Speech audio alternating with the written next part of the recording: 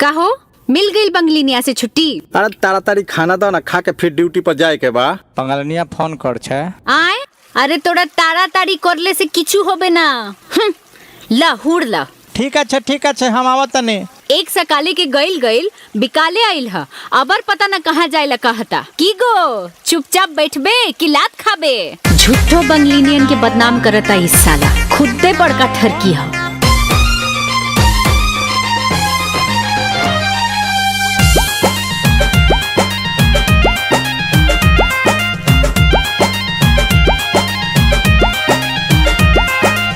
लागे घर वाली से ना बाटे अब काम हो, मुँह मार में तू कैला इज्जत नीलाम हो। तू बड़ नाचिस रे ए। लागे घर वाली से ना बाटे अब काम हो, मुँह मार में तू कैला इज्जत नीलाम हो। तमाजा खोजला बंगाल वाली पानी आके, माजा खोजला बंगाल वाली पानी आके। एमे दोस्त नइखे,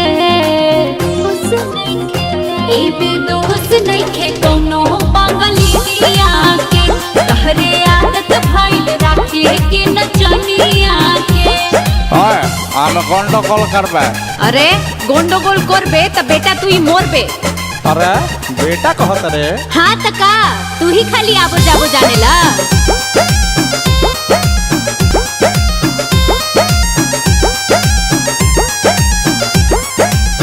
पैसा कमाए भेजले रही कलकत्ता, जाके ओई जना सा कुछ औरी हो जाता।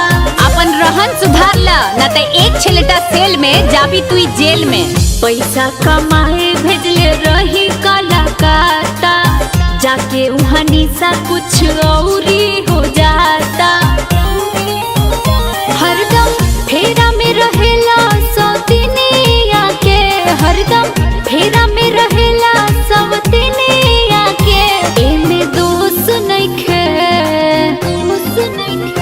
एमे दोस्त नइखे कौनो बंगलिनिया के।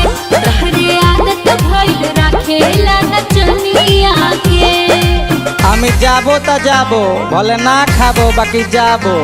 चला चला तू जाबो तो हम भी पीछे से आबो आ तहार लोल कुचबो।